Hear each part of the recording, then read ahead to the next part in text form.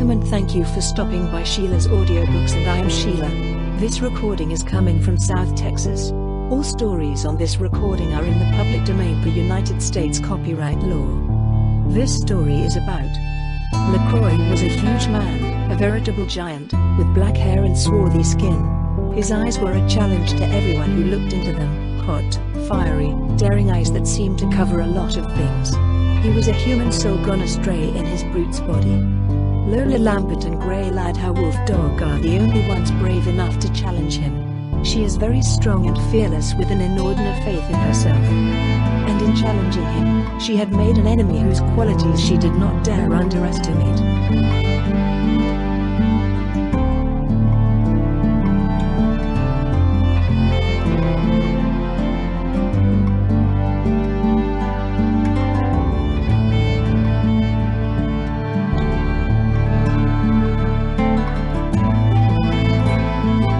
The Undoing of Le Croix.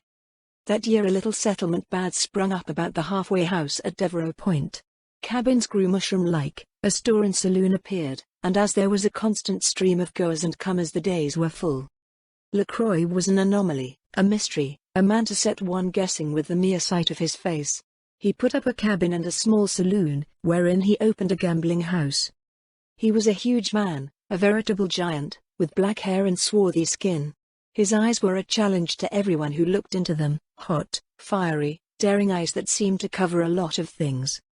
In a land where the elemental rules, they pay a little heed to such things, but even here Le Croix was marked.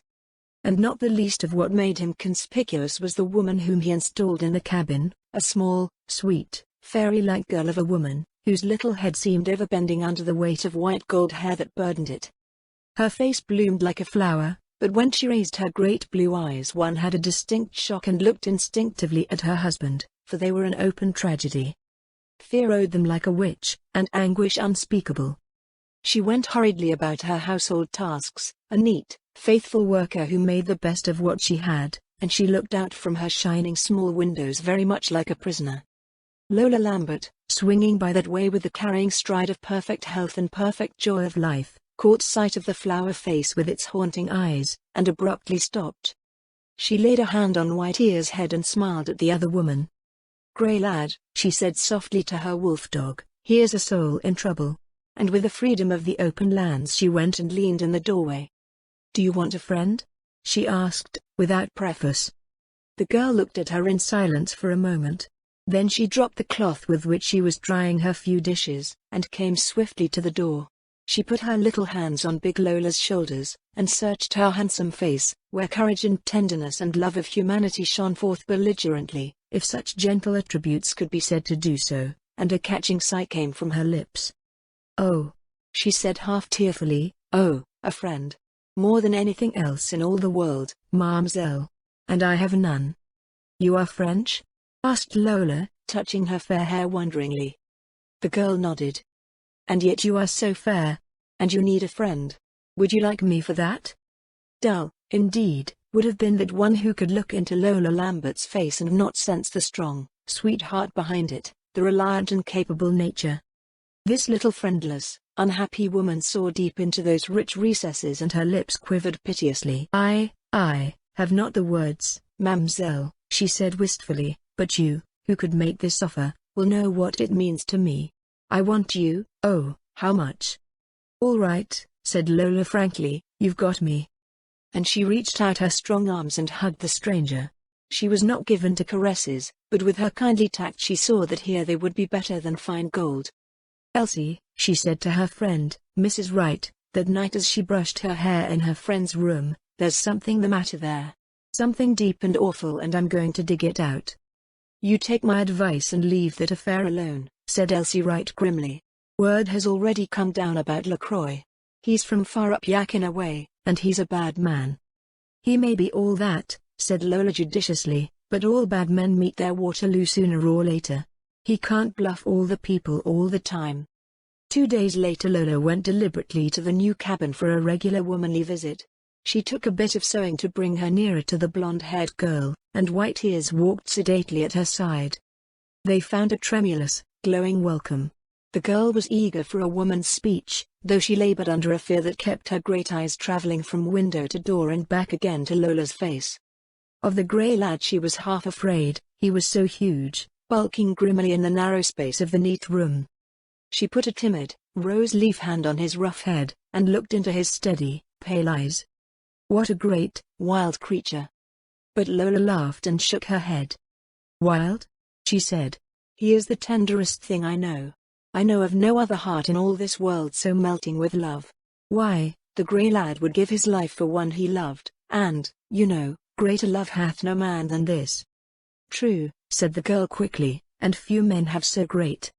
And while they sewed a bit and drank a cup of excellent tea which the girl brewed deftly, Lola told her, in rambling anecdote and eulogy, the whole long story of White Ears, from the first night when he had sniffed a wild wolf in the California mountains, at her cabin door, to a dark day at Cunman's Bend, when he had leapt at the throat of Lebrun, the half-breed. Mother of mercy! Breathed the little woman. He is no brute, but a human lover. Has he not, think you, a human soul gone astray in his brute's body? No, said Lola. He is but the highest type of animal, but they, after all, are only our little brothers. And love, ah, mademoiselle. It is love that makes humans of brutes and brutes of humans. And she looked swiftly out the window, but not before Lola had seen the heavy tears that filmed her eyes. Ah, she thought, here is her tragedy. At that moment there came a step at the door, and Le Croix entered. At sight of the two strangers in his house he stopped abruptly, and a scowl drew deep between his eyes. He looked at them with unconcealed displeasure, flagrant in his rudeness. That needlessly hostile glare set the blood racing in Lola's veins with hot resentment. How do you do? She said insolently. Monsieur Le Croix, I believe? Your wife has already found two friends in her new home, you see. And she touched White Ears with an airy gesture. But whatever she declared for him, the grey lad declared himself most pointedly. Here was no friend for him, this evil man with the daring eyes. The bristles rose on his spine, and his white ruff fluffed with challenge. Le Croix scowled at them a moment, then, without a word, turned on his heel and went out, slamming the door behind him. Lola looked fixedly at the girl. She was pale as a sheet, and one small hand fumbled at her throat, while the fear rode up in her face like a cloud. I have brought you trouble, said Lola simply, at which understanding words the other dropped her face in her hands and fell to weeping wildly. Lola leaned forward and put a reassuring hand upon her heaving shoulder. You are burdened with some tragedy, she said gently. I saw it that first day when our eyes met through the window. That was why I came to you. There is nothing so bad that it cannot be helped. I am your friend, and I am very strong. Also, I have an inordinate faith in myself. If you will open your heart to me I may be able to help you. Your husband, she finished frankly, is a beast and a bully, but I am not afraid of him. The girl gasped, and raised her fearful eyes. Oh, mademoiselle. You do not know, you must not speak so. He might hear. Bah, said Lola. Let him. I hope he does. His eyes displease me, also the grey lad. Didn't you see? But the little woman was in a very tumult of terror, and Lola rose to go. Sooner or later you will tell me, she said. Think about it. Think it all over, and remember that I am strong, and fearless, and that I am longing to help you. In the days that followed Lola knew that she had made an enemy whose quality she did not underestimate. When they met, Le Croix looked at her with eyes of such deadly malice that she felt a creeping in her spine. But this only served to make her bristle in every nerve, as White Ears bristled. The Arctic winter swept down upon them in a night, and the cold pressed in upon the land like a blue crystal cup, inverted, holding it in a vacuum. The snow came and rose to the windows, and life drew into the fire-bright interior of the Wright house, with its swarming stream of goers and comers who traveled the snow-packed trails as if it were summer. Several times again Lola went to the Le Croix cabin, but after each visit she found the terror so intensified in the little woman's eyes that she desisted. If you want me, Felice, she said gravely, I am always ready, always waiting for the word from you, but I think I cause you more sorrow than pleasure, so I will not come again. But this the lonely girl could not bear, as the next few weeks bore witness. She came at night, trembling and afraid, to the Wright house for an hour's talk in Lola's room. She seemed to droop more and more, as if the weight of the pain she carried was growing unbearable. Lola's heart ached for her. And then, just before the Christmas holidays, Felice told her story. "Oh, mademoiselle," she said, "it is the end of a year, today, since I have seen him. A year that has been 1,000. My heart is dying within me. What shall I do, mademoiselle? Oh, what shall I do?" "Do?" said Lola Lambert sturdily. "Do? Tell me first, and see him later, if it is possible of human accomplishment, whoever he may be." "It is Louis Boileau, French Louis, they call him at Siskett Gulch. His heart is true, and mine, always mine to the end of our sorry lives, as my heart is his. He is beautiful, oh, beautiful as sunset over golden waters, a flaming lover of a man. Mon Dieu! What do I say? He was beautiful, straight and tall as a pine tree until that awful day, that black day when. She hushed her sobs, and glanced furtively around. "When Le Croix broke his body like a child's toy. That was at Siskett Gulch, when Pierre Gaffeline went broke at the gaming tables. He was my uncle, my own mother's brother, and he had raised me, he and Francia, his wife. It was a mighty night of play, it was talked of long in those parts, and at its end Pierre had laid down all he had in this world. He still owed Le Croix much, oh, so very much that when Le Croix found he could not pay there was one great scene. There were guns and knives and men's oaths, and it seemed that there would be murder done. I know, for we came to the door, Francia and I, drawn by the word of Pierre's trouble, when the affair was at its height. There were many men in the great room. I can see them still, under the lamps on the walls. And in the crowd I saw Louis. He smiled at me and I, for all my fear, smiled back. My lips were still warm from his kisses, for he had left me but a short time back, and, oh, mademoiselle, we were betrothed." Here the sobs broke the story for a time, and Lola smoothed the bright head bowed under its memories and its grief. And then a strange thing happened. Just when it seemed that Le Croix would kill Pierre, cowering before him like a coward, the whole camp feared Le Croix, mademoiselle. The gamblers' eyes fell on us there in the doorway. They lighted, oh, how they lighted with the fires of hell. He stopped in his evil oaths, held still the hand raised with the shining knife, and then he laughed and lowered the knife. "Voila, Gaffeline!" he cried. "Maybe this can be arranged, after all. I'll take little gold hair yonder and call it square. Eh? What do you say? Give her to me and get out yourself, and you shall have your life."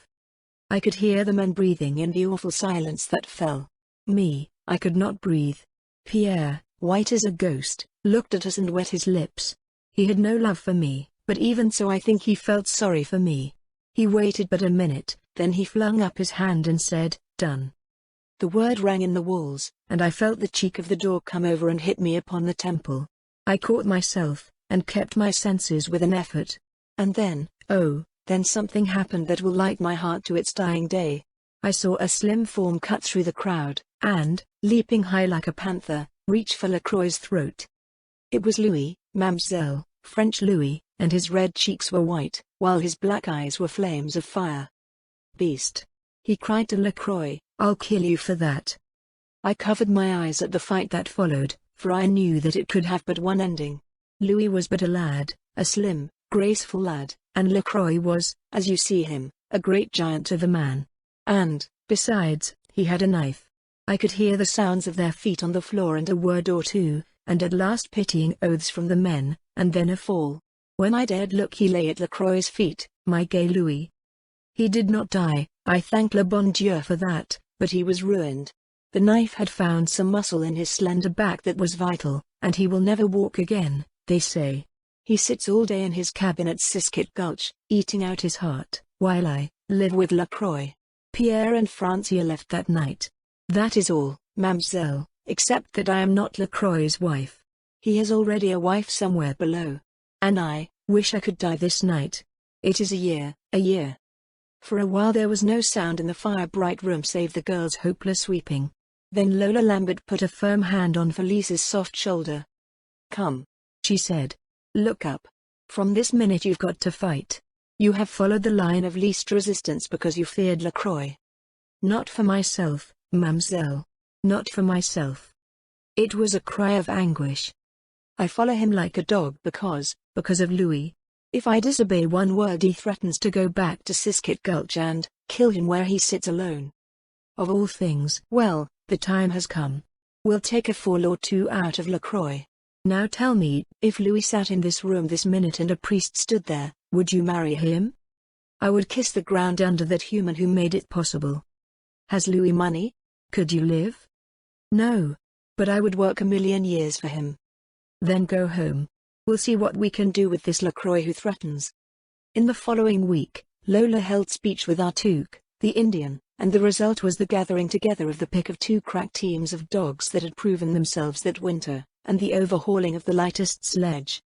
I guess, Grey Lad, she told White Ears, after a manner she had of conversing with him, that we can cover some ground, eh, boy? She had never driven him. Something had always held her back from it, though she had longed to see the great grey dog in full sweep at a team's head. She knew that Artuk's dogs were the best in all that part of the country, and she chuckled and thought far ahead. The coming battle with Le Croix exhilarated her like wine, and she made careful plans, minute in detail. She was very happy that winter.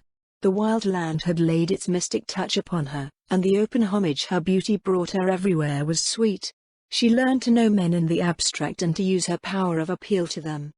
She sent a secret agent, Artuk's son, to Siskit Gulch, a broken camp, but a matter of 5 days away, with a frank epistle to one Louis Boileau. The reply she received brought tears to her eyes. It was so truly a lover's heart that had dictated it, yet so hopeless a one. Verily, this Le Croix is a fearless man, and an arrogant. She mused. He sets up his wicked life within 5 days of that camp where all men knew him. I wonder what he did up yakking away. She gave the letter from Louis to Felice, and saw its magic work. The girl was transfigured, lighted by a white fire from within, and for the first time she seemed to lift her little body under her weight of fear. Then Lola sent Artuk's son on another journey, and shortly after his return Father Harrick happened up to Devereux Point. Now, Father Harrick was the best man in a radius of 1,000 miles, bar none. He was beloved as far on the hard trails as his winsome old face was known, and he carried under his rusty cassock the heart of a lover, a daredevil, and a Galahad in one. It was wholly given to his master's service, but Father Harrick had his own ways of interpreting that service, and often high romance played a leading part therein. Lola told him the pitiful story in her own bright room, and he walked up and down, with his sinewy hands locked behind him, while his blue eyes sparkled and burned with the light of battle. "'Tis me for the undoing of this sinner," he said at its close, "and 'tis the tender heart ye have, my daughter. Oh, the great good heart! Where is this lad, Louis?" And presently he departed into the white ways as quietly as he had come, and none save herself and Artuk's son knew his business. Lola, for the first time, put White Ears in harness. He looked fully the king, towering in the lead of Artuk's picked team, and she thrilled with pride in him. And the grey lad himself stood proudly, for he had learned this work in a hard school, and knew his powers. With his first workout, Lola came back with cheeks glowing and a light in her eyes. "Pete," she said solemnly to Artuk, "this is no wolf dog, this friend of mine. He is a monarch of his double breed." But that same week an important event transpired. A man came down from the Chiouk Rapids with a team of dogs which he delivered to Le Croix. Great, snarling Malamutes, they were lean as wire and hard as nails. They were matched to a hair, all 5 of them, and they were better dogs than Artuk's. They would have hopelessly outclassed Lola's team had it not been for White Ears, with his amazing height, power of shoulder, depth and breadth of chest. White Ears dwarfed all of his kind that came in contact with him. Even as it was, Lola pursed her lips and her eyes were thoughtful. "The old devil," she said to herself. "He has sensed something." 12 days she waited after Father Harrick's departure, 12 days wherein she drove her picked team daily, hard, sweeping drives, that, beginning with a few hours, had lengthened to the whole day. White Ears ran in the lead, forever leaning into the harness as a born leader runs, his strong heart recognizing no difficulty. They would return at night like a triumphant procession, tearing in on the run, the grey bodies stretching against the snow and Lola's cheeks flaming like poppies. "What does it all mean, my friend?" Felice begged, with her troubled eyes searching Lola's face. "It may mean all the world to you," Lola answered. "Have you got the small, light pack ready, as I directed?" "Yes, mademoiselle." "And you will take a great chance for life and love, and Louis?" "Anything. Anything for me, only, You are quite sure that Le Croix can be kept from fulfilling his threat? That it is which wakes me, cold with fear, in the night. I am afraid he will kill him, as he said. If I know men, said Lola Lambert grimly, these rough, quick, fair play-loving men of the North, and I think I do, will take a fall out of Le Croix the bully. We'll call his bluff, we'll strip him to rags at his own game and make him a joke in the diggings, or else we'll make him kill himself preventing it. At dusk on the 13th day an Indian came into the Right House with a scrap of paper, which he gave to Lola unobtrusively, drifting out with the night again. It was a letter from that religious knight-errant, Father Herrick, and it was beautifully written, full of hope and excitement and love, of love and belief in God and man. My dear daughter, I have found Louis, the poor lad, chained to his chair, but sweet and true. I have found all the hearts in Siskett Gulch, and laid them bare with the story. I have sent the tale by runner to every camp within reach, asking every strong man who hears it to come here to attend the finish. You are known all over the land, and men swear by you for your courage and your beauty. Now I have added the news that you are to snatch Felice from Le Croix, present her to Louis, and give the pair a settlement of money for life, which is the last thing needed to make your word the law. Already they are coming in from the near camps, and the saloon is a buzzing hive of excitement. There will be here a great committee of reception, and what you ask of them you may count on getting. But be very careful of Le Croix, and start when you wish. The trails are good, all except a point below Caribou Clip, where there are a few miles bad going. Lola read this letter and raised her eyes to the curtained window, where the blue night crackled with its cold and its stars, and they began to shine like stars themselves. She laid down the paper and opened her closet door, her fingers already fumbling with the buttons of her house dress. Inside that door, arranged for instant use, there stood every smallest thing she would need for such a trip as she had never taken, garments for the trail, a pack of provisions that were graded down to the day and hour, simple tools, her rifle and its ammunition. In 30 minutes she stood with her hands on Elsie Wright's shoulders, bidding her goodbye. "Oh, Lola." The other was gasping fearfully. "This is madness. The man is a killer, a regular beast, a terror." "A cheap bluffer you mean. And I'm quite a bluffer myself, if it comes to that. Now, goodbye." At 4 o'clock that night Le Croix came into his cabin, having closed the saloon, as was his custom, at that hour. He found an empty house, dark and cold, where there was wont to be warmth and light and one who rose to brew him his cup of strong tea. He swore softly, struck a light, and looked at the neatly made bed. No little head had overslept on its pillow. Then did Le Croix fling out in the crackling cold like a lunatic and run to the Right House kennels, where Artoux's dogs were used to snarl and fidget the night through. They, too, were empty. His evil face was a mask of fury in the darkness, his eyes red points of light. It took him but a few minutes to kick his team into harness, to fling together those things he had to have, to strike the signs of their going, and to drift away on the trail to Siskett Gulch. Far ahead, in the blue Arctic night, Artoux's picked team followed their leader at a swinging, easy gait. The leader ran like a great, grey shadow, as lightly, as swiftly, his huge brush waving, his white collie collar gleaming faintly. Beside him ran Lola, tall, tireless, of amazing strength, cheeks blooming, eyes shining, lips smiling now and then, alert, keen, watchful, her heart in tune with adventure and the great things of life. The trail was smooth as glass, well trodden and packed. She had 9 hours' start of Le Croix. Her dogs were strong, well fed, of proven courage, and she knew them all. Moreover, she was engaged on the business of humanity, which, of all things in this vitally interesting world, was the most important to her.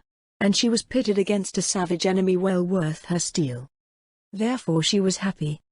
Above, in the dark sky, long streamers and ribbons of color waved, as if a god played with divine confetti, the ancient and magical display of the northern lights. On the light sledge little Felice sat, wrapped in her furs, her blue eyes wide and abrim with excitement. At dawn they stopped for rest and food. Lola unhitched the dogs, fed them abundantly, the bulk of the sledge load was food for them, ordered them down in the snow, where they curled obediently, each soft brush covering 4 bunched feet for warmth, and fell to the sleep that these dogs learned to snatch at a moment's notice. Felice got stiffly out of her wrappings, all eagerness to help. "Do you curl down on the sledge, Mamselle?" she begged, taking the tiny alcohol stove from Lola's hand. Rest, as the dogs do, while I make the breakfast." And Lola laughed, and yielded. She, too, slept in a moment, and when Felice awoke her, 40 minutes later, for steaming tea, crisp bacon and hardtack, she felt fresh as at the start. She ate, and went promptly to sleep again, however, for she knew the value of conservation of forces, while Felice sat on guard, thinking of Louis, an odd little sentinel in the frozen land. At the end of another hour they were underway again. Behind them Le Croix had gained that hour and 50 minutes, for he had not stopped. The team he drove was as hard and strong as himself, a fitting compliment. That night Lola made a fire behind a bank in the lee of a wooded rise, and slept like the dead while Felice kept frightened watch. The girl was strung to the breaking pitch with fear and excitement, but she was game to the last ounce of her little body. Le Croix also camped that night, but he was up an hour sooner, so that he gained a bit more. And he pressed his dogs, riding more, for he was no fit runner of the trail like Lola Lambert. Had Lola known those dogs, she, too, would have pressed a bit, for they were famous for 1,000 miles around. And so it went, from blue dawn to blue night. The cold pressed upon them like a finger, striving to squeeze out that mysterious and conquering enemy of the elements, life. Grey clouds shut out the pale light of the days, and the white expanse of the land was appalling in its loneliness. Hour by hour they swung ahead in the trail, and always Lola ran close to her leader's side, sometimes with a hand on the outstretched head. 2, 3, the days swept by, and Felice was dumb with the strain and the wild hope. "Oh, Mamselle," she gasped, "will we make it?" "Make it?" laughed Lola. "Haven't we the great grey lad to pull us in ahead of the devil and all his imps? We'll make it like a top." "How can I ever thank you, Mamselle? What can I do to pay for this?" "Poof," said Lola. "Love your Louis as payment, make his helpless life to bloom like a garden, and if it ever comes your way to pass it on to another in trouble, do it. So shall I be paid? For that is the gold of life, the helping hand to the underdog." They made the bad pass at Caribou Clip without mishap, and stretched away for Siskit Gulch. This was late on the 4th day. And that night Le Croix also passed the clip, so near had he drawn in his hatred and his seething fury. Lola camped that night, without a fire, for there was a tightening about her heart, a tensing of her muscles for the final struggle. The swift, unceasing pace had begun to tell a bit on Artuk's dogs. Mokka was getting a trifle footsore, and Hanan, the usual leader, was developing temper. Lola held them firmly to the trail, but it was a constant strain. The last day dawned grey as smoke, a heavy day, warmer, and with a low sky. All through the morning Lola kept looking back over her shoulder. Felice, too, watched the back trail in silence, though her little hands were clenched until the knuckles stood out white beneath her heavy mittens. They made short shift for noon, stopping barely long enough to feed the dogs and snatch a mouthful themselves. And at that moment Le Croix was eating up their trail, a scant hour back. Verily, that famous team from Chiouk Rapids deserved their fame. At 2 o'clock, Lola, running at Whiteear's side, heard an inarticulate cry from the sledge behind. She turned in time to see Felice slumped forward among the firs, the tension broken at last by oblivion, and far behind, on the crest of a rise, she saw Le Croix. "Lord love us!" she cried aloud. Then she turned back again. "Grey lad!" she cried. "Lola's lad! Now is the time! Mush! Mush!" And at the unaccustomed word from her lips, the great dog dropped in his tracks, lowered his flowing tail, stretched out his head, and flew away like the wind. That was a pace that Lola, hard as she was, could not keep, so she flung herself at the sledge, scrambled on, and hung, leaning forward. From time to time she looked back at Le Croix. His team was coming fresh and strong, as if they had not been rushed and driven by a cruel hand. The man himself had out a whip, and was beginning to ply it, flushed with rage at sight of his quarry. Never in all the eventful years had Lola lived such an hour as followed. The blood pumped slowly in her veins, her head felt clear, her brain keen. As the danger heightened, she grew cool and calm, without underestimating the danger that rode with Le Croix, the killer. She did not try to revive Felice. Indeed, she hoped the girl would remain unconscious until the issue was decided. Away and away down the long, white trail they flew. Artuk's dogs, when the need arose, forgot their grievances and their pains, and ran as she had hoped they would. But finest, Freshest, most courageous was that friend of her heart speeding in the lead. For an hour they kept the pace, and Le Croix had not gained. Then slowly, almost imperceptibly, she saw that he was closing up. She slipped off the sledge and ran a while, lightening the load, resting the dogs a trifle. But she soon saw that would not do, and flung back upon it. The man was gaining. There was no doubt about it. "Mush!" she cried. "Mush, grey lad!" And White Ears mushed.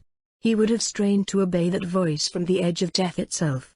The others responded valiantly, and for a time they drew away. Then Mokwa fumbled a foot, and went floundering for 100 yards. White Ears, redoubling his efforts, pulled her with him, so that she did not slacken the pace. But strain as they would, that relentless pursuer kept creeping up. Lola knew that Seaskip Gulch was scarce an hour's run away, and she prayed wildly that she might hold her own, and make it. Le Croix knew that, also, and was ready to kill every dog in his team to prevent just that. Ahead there was a great circle where the trail made a turn to the north. Felice had told her of this turn as they had talked over the trail at night. As it came in view, Lola felt a presentiment grip her heart. She dreaded the moment when they should present their broadside to Le Croix. As they swung into the turn, she looked back, and her blood went cold within her. Le Croix was fumbling among the furs at his feet. The next moment he straightened up with a rifle in his hands. It was a long shot, but he would take chances. "Mush! Mush!" screamed Lola. "White Ears, go!" But with the words there came the bark of the shot, and Mokwa tumbled among her mate's feet. Instantly Lola was out, knife in hand, cutting the traces of the luckless dog. Again they were away, but Le Croix was taking careful aim once more. "Oh, God!" cried Lola in anguish. "Not the grey lad. Don't let him kill the grey lad." Again the rifle snapped out, but the shot went wild. Once more, and yet again. Le Croix had stopped on the turn that he might hold them side on, and was kneeling on the sledge. He aimed for the huge grey leader, and fired again. Not White Ears, but Hanun, took the ball, and dropped. Again Lola cut the traces and started forward, this time crippled indeed, with only 3 dogs against Le Croix's full complement. And then Le Croix settled on his sledge and leapt forward after them. It looked as if the game were up. And at that minute, Lola, turning her straining eyes ahead, saw, far down the trail, the smoke from the cabins at Seaskip Gulch. The sight aroused the old fighting spirit within her. "No," she said between her teeth. "No, not now." And she slid off the sledge. With every ounce of her strength she forged to White Ears' side. "Come," she gasped. "Come, lad." The great dog was already doing his own work and that of Mokwa and Hanun, but he leaned forward a little harder. His brave heart recognized no difficulty so long as Lola lived. Therefore, with a great straining of all his mighty body, he kept up his pace, and Lola, straining every nerve, kept it also. She did not look back, she could not and keep up that speed. She watched the distant smoke, and prayed. And Le Croix, back on the sledge, raised his rifle twice to shoot her in the back, and twice desisted, held only by that too near smoke. But he rose on his swaying sledge and took a snapshot at the dogs again. This time, as the rifle spat, the grey lad flinched, and squatted for a second's space, while a red stain came slowly out on the edge of his white collar and slowly spread. But he did not even slacken speed. The ball, clipping across Felice's prone body, and over the 2 smaller dogs, had found the king at last. At sight of that bright stain Lola's eyes dilated, and she flung herself on the sledge, snatched up her rifle, turned, and fired. She saw Le Croix drop his gun, and she leapt off again to run. That was a grand finish, that last, long stretch into the huddled camp, with White Ears pulling like a fiend, with Lola, her hand in his shoulder band, pulling with him, with the 3rd dog down, and dragging with a crippled leg, with Felice rolling in oblivion, with Le Croix, the killer, sweeping so near that his oaths were audible. Lola knew that there was something moving on the trail ahead, that a great swarm of small, black objects was coming to meet her like a whirlwind, and then that they were men, who whooped and shouted as they plunged forward. And ahead of all the rest there ran a grotesque figure, whose white hair flew in the wind, whose rusty cassock flapped at his feet, Father Herrick, who caught her in his tender old arms just as it seemed she must sink. "Le Croix!" she gasped. "Stop him!" But there was no need for that. 100 men surrounded the bully, and his life hung in the balance. He was hauled off his sledge with scant ceremony and dragged to the saloon, where Louis sat in his chair. Strong arms lifted Lola bodily and took her there. Other hands pulled the sledge with its helpless burden. But Lola cried like a child, and reiterated that the grey lad was shot. The grey lad was shot. So they carried the great dog, also, and the other two, that had done such gallant service. And it was a strange, triumphant procession that stopped before the door of the Gold Drift Saloon and finally entered it, bag and baggage. It took an hour to straighten it all out, to get the tears from the eyes of the big, handsome girl, to see that White Ears was only scratched, that Le Croix would never use his right hand again, and to bring little Felice out of her swoon and lay her in the trembling arms of French Louis, who had grieved a year, chained to his chair. And presently Father Harrick brought his book and married them, while 100 men stood by. And Lola smiled, and promised a lifelong settlement for the bride. And Felice wept, and kissed her hands, kneeling to do it. And for Le Croix? Well, the 100 men took it upon themselves to tell him, singly and collectively, what choice fate they would hand out to him if so much as a hair of Louis' head was harmed. And they furnished him with fresh dogs for his famous team, and sent him adrift that night, refusing him the common hospitality of the camp, which proved his status to the last shade.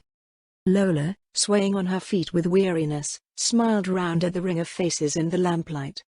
"Commend me to you men of the far places," she said. "I knew I could count on you, I and the grey lad." And White Ears, at mention of his name, slipped a slim muzzle into her hanging hand.